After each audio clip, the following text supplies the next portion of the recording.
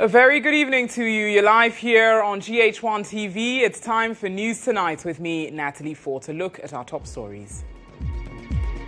Coming up this evening, government defends contract extension for IGP Christian Tete GHOne, insisting the decision is based on strong national security considerations, justifying what it calls a necessary exception to its earlier stance on post-retirement contracts. Every rule there is an exception. And especially because this is a security sector related appointment. And there's an IGP who has been in office for under a year, if I'm not mistaken. Also coming up, we'll be live at Menchia Palace as the Asante concludes mediation talks in protracted Boko chieftaincy conflict following months of intensive consultations with the factions. Also ahead tonight, West African Examinations Council pushes for stricter controls on social media and mobile phone use as a dip in performance in the 2025 WASSCE triggers national outrage. Statistically, we wouldn't want to wonder why we have this kind of steep drop in terms of performance. But then on the surface of it, we are gradually moving into the new curriculum. CDD expresses optimism in adherence to due process by the Chief Justice as government confirms receipt and forwarding of petitions seeking the removal of the Electoral Commission chairperson, her deputies, and the special prosecutor. We are also conscious of some of the processes that, when not carefully handled, may seem to be a cyclical retaliation to undo what one political party has done. Also ahead tonight, Gender Minister urges Ghanaians to get tested for HIV, hinting government is considering significant investments to strengthen HIV prevention as Ghana marks World AIDS Day. For most of us, we think that it is okay because we don't even know our status. We've never bothered to check. But when you look at the prevalence rate, it is very important that we all go and get ourselves checked. And later, left-wing Cameroonian opposition figure Anicet Ekan has died in detention 5 weeks after his arrest, raising fresh human rights concerns. We bring you the details of these and much more news here on News Tonight Tuesday.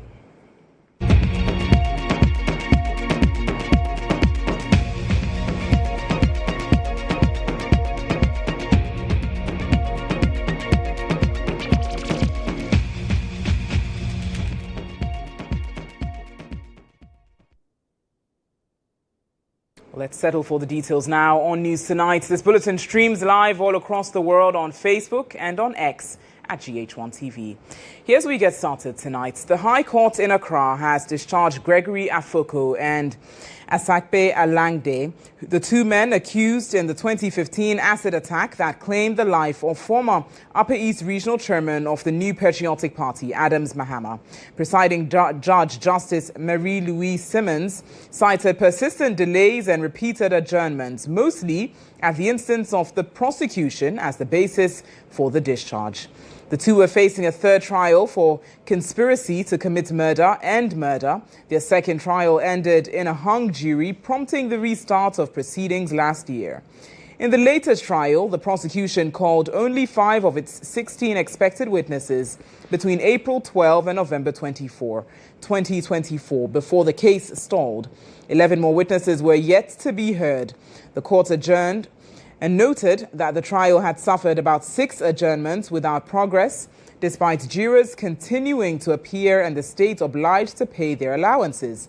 According to the court, by Monday, December 1, 2025, about the 7th or 8th adjournment without any activity, no prosecutor was present to update the court on the status of the case, with only 5 of the 7 jurors in attendance.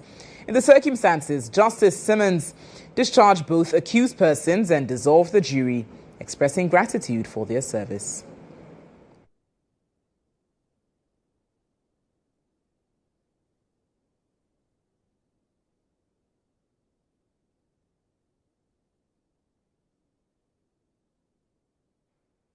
So live here on News Tonight.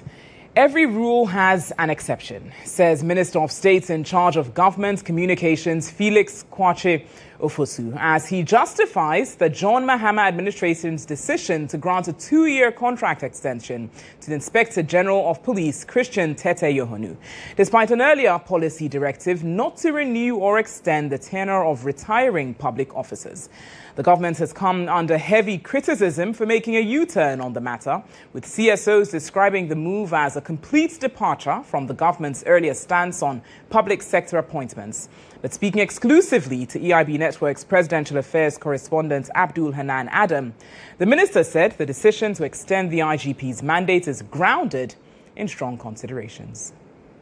That as a general rule, government believes that it helps if we do not have a general flat policy of these renewals. But I'm sure that to every rule there is an exception, and especially because this is a security sector related appointment, and there is an IGP who has been in office for under a year, if I'm not mistaken. Surely a case can be made for allowing sufficient time for his policies to percolate, for his initiatives to come to fruition, because stability and continuity is a key requirement in security management. And therefore, whereas the public is right in demanding consistency in public policy making and demanding that government sticks to what it says, I guess that a case can be made for very, very few and specific exceptions if the circumstances dictate so. Mind you, it is not a unilateral decision taken by the president. It is in fact the police council that has jurisdiction over such matters, that has considered the IGP's tenure over the period, analyzed his output, examined the security challenges we have, and also looked into what may be required to address them, among other things, and comes to the conclusion that it will serve the interest of the country at this stage to have this sort of extension. When such a recommendation is made, it is worth looking into. And if the assessment shows that there's merit in that position, I do not see why a very limited exception cannot be made in that particular instance. But the general principle that we should not encourage people hanging on after they've served in certain capacities for so long is not one that one can argue against, except that in this instance, there were peculiar considerations that have gone into making this decision. In other top stories this evening, the Asantehene-led mediation talks in the protracted Boko chieftaincy conflict concluded today, with the Asantehene expected to forward a final report to President GHOne Mahama following months of intensive consultations with the factions. The Boko conflict, rooted in a long-standing chieftaincy dispute between the Kusas and Mamprusi communities, dates back to the colonial period. Once an active commercial hub in the Upper East region, Boko has suffered repeated outbreaks of violence, resulting in hundreds of deaths, displacements of residents, closure of businesses, and disruptions to essential services such as health and education.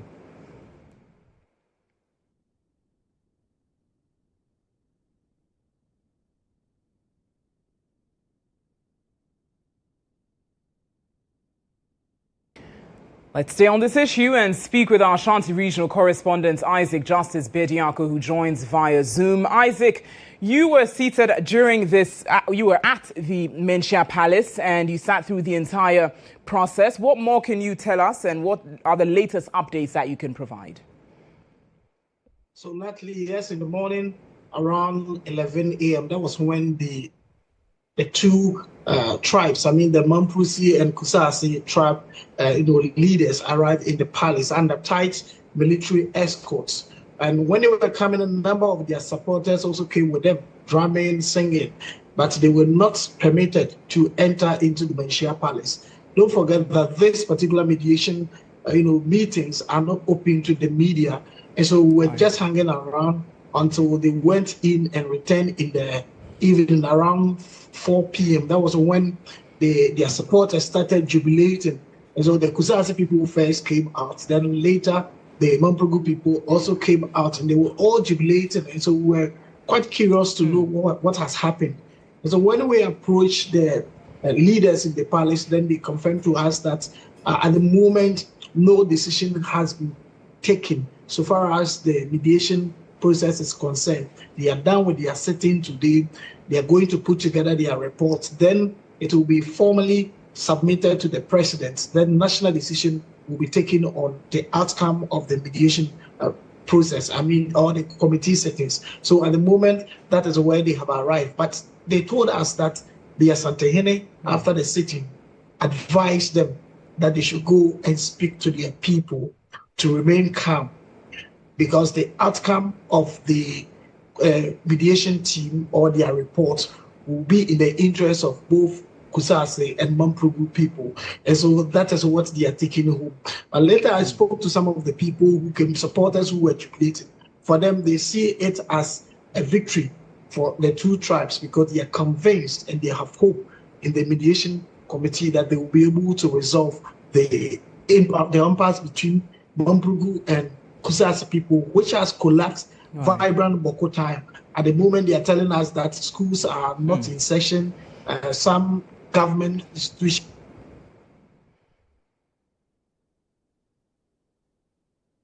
Right, Isaac. It appears we've lost touch with you, but Isaac, Justice Bediako, the Ashanti regional correspondent, highlighting the mediations which he sat through today, saying that his engagement with both factions seemed relatively positive, and the Asantehene, as you heard earlier there, leading this mediation process, is set to present this report to the President, GHOne Dramani Mahama. More on that subsequently. You're still live here on News Tonight on GH1 TV.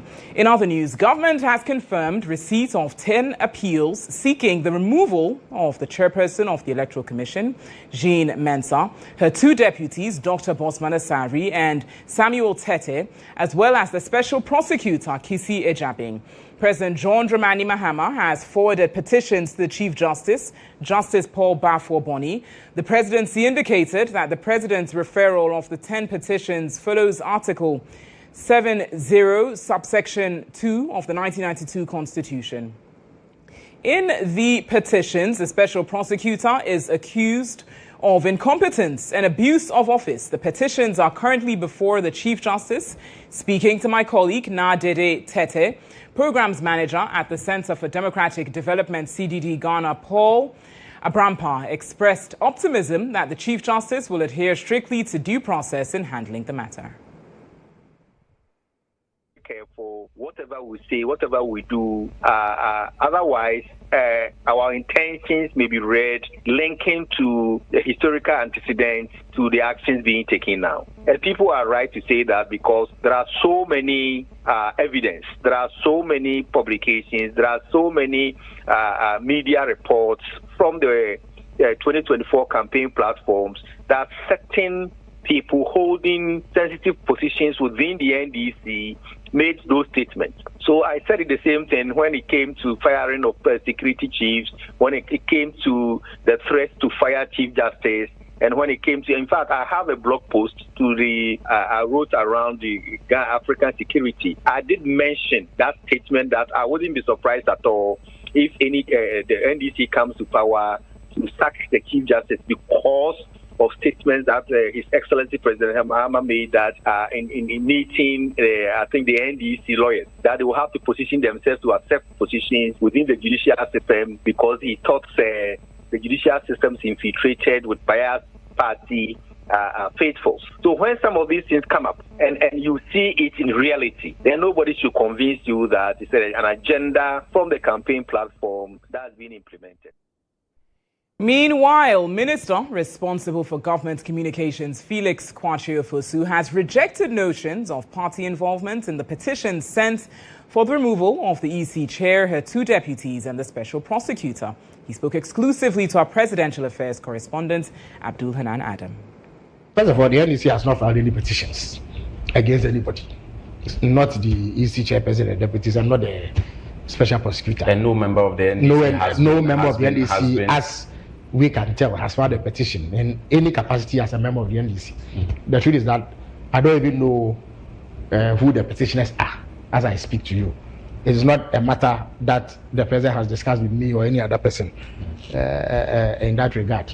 the identities, the coloration, the motivation of the petitioners is not a matter that concerns government. It is the substance of the claims that they are making that will be subjected to a strict test but Minister, by the Chief Justice. And when that test is conducted, when the current national chairman of the NDC, Mr. Johnson Asedin-Ketia, said that the EC and her deputies are not fit for purpose, and then these petitions. Hanan, is it? It will not be the first time that public office holders have been criticized for their competence or the lack of it. It certainly won't be the last time. As a government, we get criticized by the opposition all the time. Even the president comes under criticism.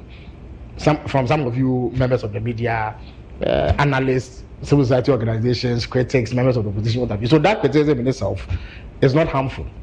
We have had issues with the Electoral Commission, no doubt about it. Then we've raised those issues clearly and concisely in an articulate manner as we possibly can. In the run-up to the election, there were processes that we disagreed with, and we pointed them out clearly. It does not mean, however, that those matters that we raised have formed the basis of this petition. As I have been at pains to point out, the NDC, as far as I know, as a corporate body, has not filed any petition against anybody. So our national chairman may have his reasons for calling into question the competence and utility of the electoral commissioner and her two deputies. But he is within his rights as a key actor. Well, let's stay on this issue a while longer and have a conversation with Professor Kojo Appiagyei-Etua. He is a professor at the School of Law at the University of Ghana. He joins me now via phone. Good evening to you, sir. Thank you for joining us here on News Tonight. Now, many are concerned about what the next lines of action will be. What comes now that we've got the president conveying these petitions to the Chief Justice? Oh, I'm sorry, the line is very faint. I hope you're hearing me clearer now. Seems better. Great. So I'm asking what the next steps are now that the president has conveyed these petitions to the Chief Justice. What are the next steps that we should expect? All right, thank you. Thanks for having me. The next step now, the president doesn't have anything to do now. After receiving the petitions, he is required by the Constitution to forward them to the Chief Justice. So that is what he has done. Now the ball is in the court of the Chief Justice to establish a prima facie case against those who have been petitioned against. In this case, the special prosecutor and then the EC. And if a prima facie case is established, then it will lead to the setting up of a 3-member committee, because both are considered as equivalent. Their positions are equivalent to the office of Justice of the Court of Appeal. And so Article 146 is what is going to apply. And then when the committee sits, I think they have 90 days to come to respond to the petition and come to a conclusion, which will be binding on the president just to announce and confirm the decision taken by the committee. Right. Well, how about timelines? I mean, you mentioned having 90 days. What specific timeline should the public expect? Well, according to the Constitution, I think the Chief Justice has 90 days to establish a prima facie case, after which he should establish a committee within 2 weeks. And then the committee will then have 90 days to do their job. Very well. Well, thank you for providing some further insight on this issue. Professor Kojo Appiagyei-Etua joining us there. Professor at the School of Law at the University of Ghana. It's still live here on News Tonight on GHOne TV. We bring you insight shortly. Do stay.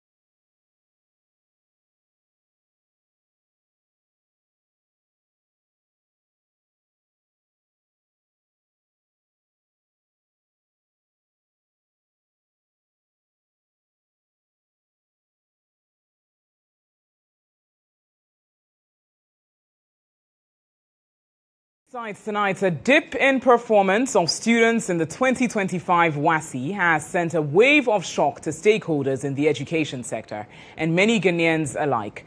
WAEC's provisional results for the 2025 WASSCE show that more than half of the candidates, that's 220,000 out of 736,000 failed core mathematics, marking the worst performance in the subject in 7 years. Data released by WAEC shows that a staggering drop in the percentage of candidates achieving grades A1 to C6 in core mathematics, falling by nearly 18 percentage points compared to the previous year. In social studies, the F9 failure saw a severe climb, rising from 9.55% in 2024 to 27.50% in 2025. This represents an 188% increase in the F9 rate. Head of Public Relations at the West Africa Examination Council, WAEC, John Cappy, speaking to Kojo Mensah on G8 today, highlighted gaps leading to the mass failure recorded, urging stricter controls on mobile phone use. Are not adequately prepared, so they needed to have something on them as a buffer. Also, probably because of the lax nature of supervision or invigilation, they feel that they will be able to sneak these things into the examination hall in order to have some kind of assistance. So I would say that statistically, we wouldn't want to wonder why we have this kind of steep drop in terms of performance. But then on the surface of it, from little conversations I've had with the subject officers, we are gradually moving into the new curriculum, and they are asking that we get into an era of critical thinking and application of knowledge, so that we drift away from the rote learning and having people just chew poor pass and forget. So on the surface of it, from what I have gathered so far, even without reading the chief examiner's report, it's generally because most of the candidates were unable to. Well, let's now pick some reactions from the public on this very matter. They don't learn, and the thing is, the few when they are in the SHS, they are above everyone, and I think they are more than everyone. So when you are out of SHS and then you tell them, oh, study because this is what is there. I mean, the WASSCE is difficult, then they'll just tell you people are saying it's not difficult and it's just WASSCE. If I fail, I'll just go and find my handiwork to do, so they don't even learn. That's why I think they failed. I feel sad about it because even if you have to fail any subject in WASSCE, I think it shouldn't be social. And I believe most of them failed because of their life after school that they were thinking about. You see, even before they completed, most of them were making videos on how to snatch people's husbands and stuff.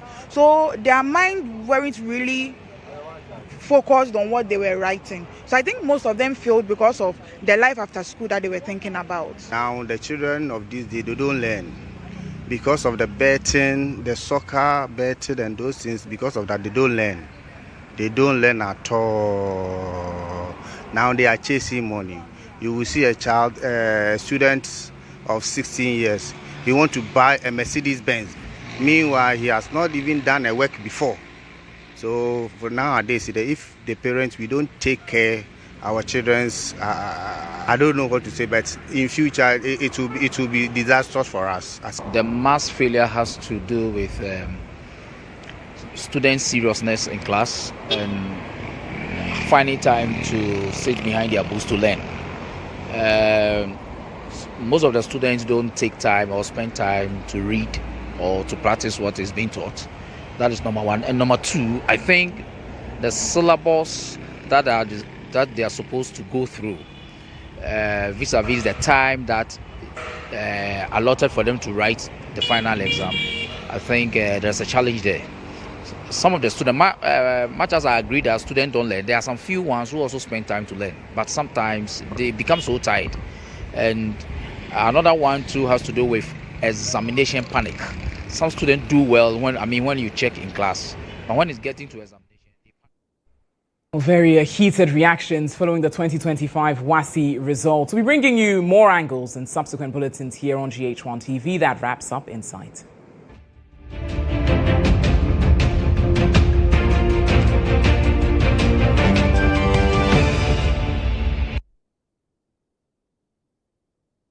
In other news here on News Tonight, the Gender Minister, Agnes Namomolate, is urging Ghanaians to get tested as the country marks World AIDS Day. According to her, the government is considering significant investments to strengthen HIV prevention efforts and reduce new infections. She added that measures will also be put in place to ensure that individuals who contract the virus have access to adequate medication and sustained treatment. As you know, Ghana AIDS Commission, the Ministry of Gender, is a member of the Ghana AIDS Commission on the board representing the ministry. So I serve on the board. And if you look at the AIDS prevalence, it's a concern to each and every one of us to ensure that we are safe. And for most of us, we think that it is okay because we don't even know our status. We've never bothered to check. But when you look at the prevalence rate, it is very important that we all go and get ourselves checked. What we are looking at is significant investment to ensure the preventive, not just making sure that after one contracts it, we are putting in measures to have adequate medication to sustain individuals, but also to ensure that we prevent it from happening in the first place. Funding is the major thing, and then partnership. And so we are looking at reducing mother-to-child transmission, which we have chalked some successes. We still have a long way to go. If for anything at all, we know that once somebody contracts it, it's not a death sentence. There is hope, but we don't want mothers to transmit to the children. And that is the only way we can save the future generation from contracting the virus. So we as a ministry focus on the women who are infected in particular, and especially pregnant women, so that they don't transmit to their children.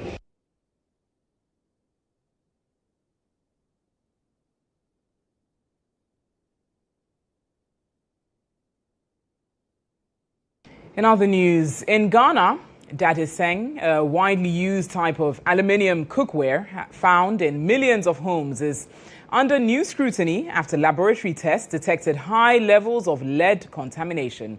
Health officials say the contamination comes from the way these pots are produced, warning that long-term exposure could pose serious risks, especially for children.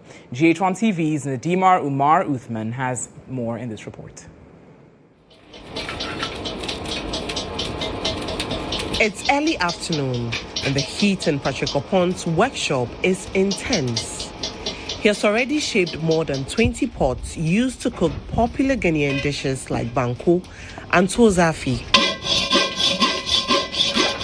The metal comes from the sprawling scrapyards around the market. Old engine parts, worn out radiators, flattened cans, and sometimes discarded batteries. All of it gets melted together to produce new pots. I've been doing this job for over 20 years. We buy these materials from scrap dealers, about 20 to 30 cedis per pound. We bring them here, melt them under high heat, and mix them with other materials. But environmental health experts warn that this process can introduce toxic metals, especially lead, into the cookware. In October 2025, Ghana's Food and Drugs Authority called for a ban on locally molded dadiseng after tests showed dangerously high lead levels. Officials say contamination likely occurs when scrap metals are melted and blended together. Patrick, however, insists his pots are safe. Lead in him. People say there's lead, but I don't believe it. We don't have proof that there's no lead, but I can assure you that ours does not contain lead. Patrick's skepticism reflects a broader challenge. For many Guineans, these pots have been used for generations without any visible signs of harm. 50-year-old Angela Nwaduji has cooked with these aluminum pots for more than 30 years. For her, the idea that a familiar tool could be unsafe is difficult to accept.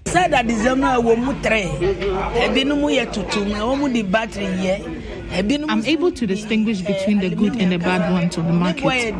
But I've heard that some use items like car batteries to produce a lot of that the same we have on the market. To see how others feel, the news team spoke with several Accra residents. We have been using this for generations, and they were even more fit than we are now. And Grandma uses this thing that is saying to cook for us. Yet, she's so strong. She's never even been to the hospital. So what is the FDA saying? Back then, when someone passes away, they are usually really old. But now, see the younger ones dying. It's all because of these things, so I support the call for a ban. We all eat from this pot. Even the very people who conducted this study use it in their homes. They should stop deceiving us. According to them, everything causes cancer these days. Ignore them. If they are saying a lot of the pot contains lead, what should we use now? To understand how lead can migrate from metal cookware into food and eventually into the human body, we spoke with environmental health specialist Dr. Esmond Kwanzaa. He works with Pure Earth, a non-profit focused on reducing heavy metal exposure worldwide. When you cook in this cookware for a long time and it desurfaces or it defaces, where are these remnant of lead going? There's something we call bioaccumulation. So if you keep taking little doses, of lead, you keep ingesting little doses of lead into your system, it accumulates and over the period can impact your health adversely. Dr. Kwanzaa says lead exposure can permanently damage brain development in children and may cause anemia, kidney problems, high blood pressure, and other serious health issues. According to the World Health Organization, lead exposure contributes to over 1.5 million deaths annually and millions of years of disability. Lead contamination in cookware is not unique to Ghana. Similar cases have been documented across West Africa, South Asia, and Latin America. Experts say the problem often stems from informal scrap recycling, inconsistent heating, and lack of manufacturing standards. Here in places like Agbebloshi, scrap metal from old electronics and car parts is melted down and reshaped into cookware like this, a process that unknowingly brings some harmful metals from the dump site straight to your dining tables. But the question now is, who is protecting the consumers, and how can we make these pots safer without destroying the livelihoods of those who make them? Pure Earth says it is now collaborating with government agencies to conduct tracer studies across the Greater Accra and the northern regions. Dr. Esmond Kwanzaa says the goal is to determine how widespread lead exposure from cookware may be. There's also a second phase of the project, which will include certification of all cookware manufacturers. Most of these manufacturers do not even know the hazards that we're talking about when you're talking about using lead or using raw materials that are lead contaminated. So Pure Earth, for example, has been undertaking, we've been exchanging cookwares for some of our beneficiaries. How do we do that? We have to use an XRF to go to these artisans, identify the raw materials, use the XRF to measure their raw materials. And then those that have lower lead concentrations, they use them to manufacture the cookwares for us. When they are done, they are lead free. For consumers, identifying contaminated cookware on their own is nearly impossible. Lead has no taste, no smell, and no visible color. Testing requires specialized tools, typically an XRF analyzer, which can detect heavy metals in seconds, but is very expensive and not widely available. Ghana's Standards Authority says it is developing new manufacturing guidelines and a certification program to help people identify safe cookware. What materials should be involved in it? How should it be designed? And in developing this standard, the Ghana Standards Authority invited a number of people, the business operators, people in academia, and also many other stakeholders. They came together and they developed the standards. By next week, the standards will go for general public comments. But as regulators refine these standards, many families continue to rely on these pots every day, often unaware of the potential risk simmering inside them. Researchers and health officials hope producers and policymakers can find an urgent solution that protects public safety without erasing a long-standing part of Ghanaian cooking culture. Reporting for GHOne News, I am Nadima Umar. Nadima Umar Uthman with that special report. Let's turn to some other news this evening. Star Ghana Foundation has launched the Shifting the Power program strategy aimed at strengthening programming, coordination and partnership among civil society organizations. The initiative, funded by Comic Relief and the Foreign Commonwealth and Development Office, seeks to increase the resilience, responsiveness and overall effectiveness of civil societies across Ghana, Zambia and Malawi. At the launch in Accra, Executive Director Ibrahim Tanko Amidu explained that the strategy will support local organizations to take greater leadership in humanitarian and development response, ensuring that communities most affected by social and economic challenges are placed at the center of decision-making. The Shift the Power program is a 13-year program funded by the British Foreign Commonwealth and Development Office and Comic Relief to empower civil society, to strengthen civil society organizations, and to make sure that, or to ensure that development is community-centered. It starts from the community and builds upwards. The program is being implemented in 3 countries, Ghana, Malawi, and Zambia. So they are all in the room here, and we are sharing lessons across. We think that it will be effective in the sense that shifting the power is not just about civil society organizations, it's about governance. How does our government shift power? How at the local level are the district assemblies shifting power? And how are CSOs also helping to shift power? So it cuts across all the levels of governance.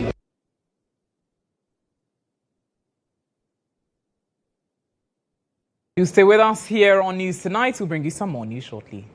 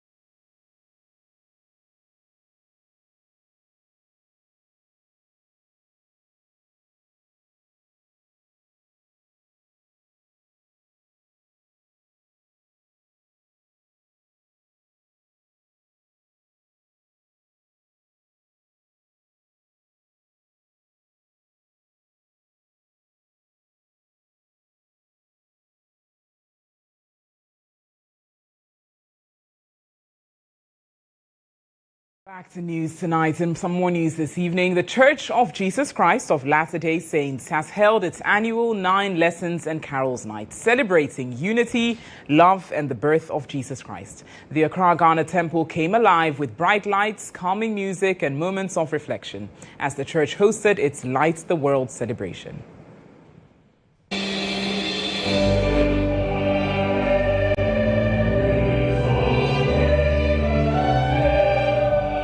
The event, part of the global Light the World movement, turned the temple grounds into a symbol of hope and service, capturing the spirit of Christmas. Presiding over the celebration, the president of the Africa West area of the church, Elder Odeyinka Odejiran, spoke on the meaning of Christmas and the purpose of the Light the World initiative. My message today is a reminder that that gift is a gift to save souls. Is a gift to show love, is a time to show kindness, and more importantly, gratitude for that special gift. So basically, I invited people to have hope in Christ. Presidential advisor on the economy, Seth Tekpe, attended with a message from the Chief of Staff, Julius Debra, urging all to remain firm in faith and resilience. I decided to share a brief message with you about faith in public service leadership. This is a subject that resonates deeply with me as Chief of Staff. And this is because the truth is that public service, at its core, is not merely administrative work, as many of us like to see it. It is not merely the formulation of policy, though it is important. It is not merely duty. It is a calling that requires character, discipline, humility, and compassion. Minister of Tourism, Culture and Creative Arts, Ablajifa Gomashi, outlined the ministry's December to Remember initiative and expectations for the festive season. We launched the December in GH, and there'll be a lot of activities by the creative space. And I want to encourage Ghanaians to patronize the products that the creatives give us, and also move around. Come on, move around. If you were born and you live in Accra, go to Kumasi. If you were born in Kumasi and you live there, go to Aplau. If you were born in Aplau and you live there, leave there and go to Takrady.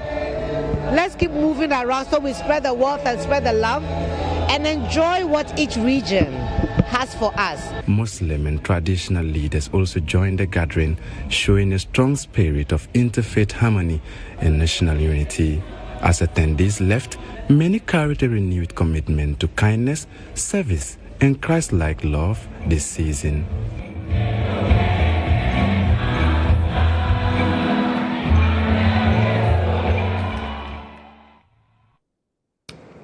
We bring you business news next.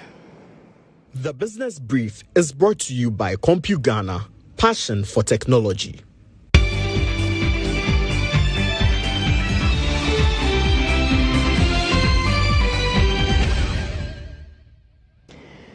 The Senior Vice President of Mobile Telecommunications Network MTN Group, Ebenezer Chum Asante, has urged the Accra Technical University to develop specialized drones and robotics to tackle the growing waste management challenge in Ghana.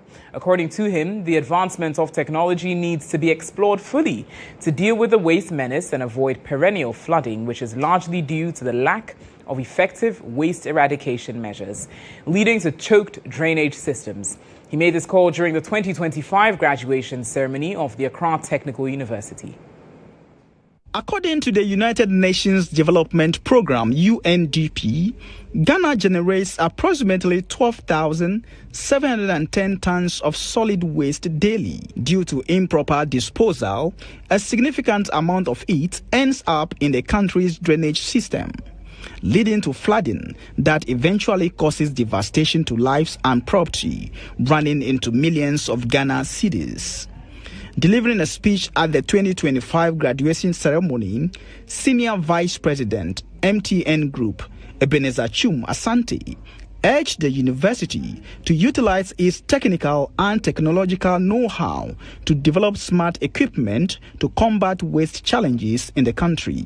You can create a next generation of solutions, such as using Internet of Things enabled waste management, developing a sensor system for public bins that can track fuel levels and optimize municipal collection of routes using data analytics. Introduce and develop cleaning drones and robotics to actually do cleaning or geomapping in areas where high concentration of debris may be. The Vice-Chancellor of the university, Professor Amavi Akakpovi, welcomed the challenge, describing it as instructive, and used the opportunity to expound on some groundbreaking innovations achieved by the institution in recent years and what next lies ahead.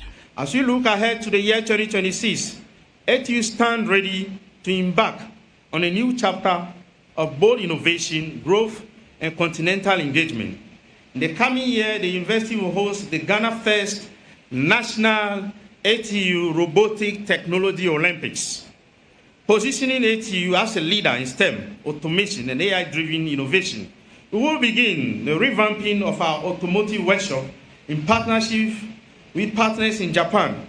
We will be transforming it into a center of excellence, just as we did for the welding workshop. Meanwhile,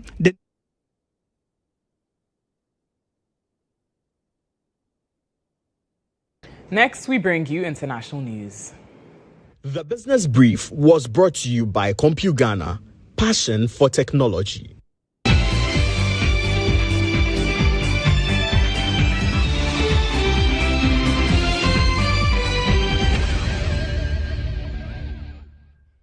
Left-wing Cameroonian opposition figure Anicet Ekan has died in detention 5 weeks after he was arrested, his lawyers and party have announced. Ekan, 74, was among the leaders of an opposition coalition who endorsed Issa Bakari in October's presidential election. Bakari says he was the rightful winner of the poll, officially won by 92-year-old incumbent Paul Biya.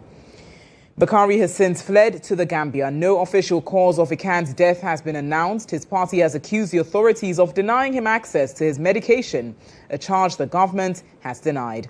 According to a spokesman for Ekan's African Movement for New Independence and Democracy party, he died on Monday morning at a military medical facility after his health worsened over the weekend.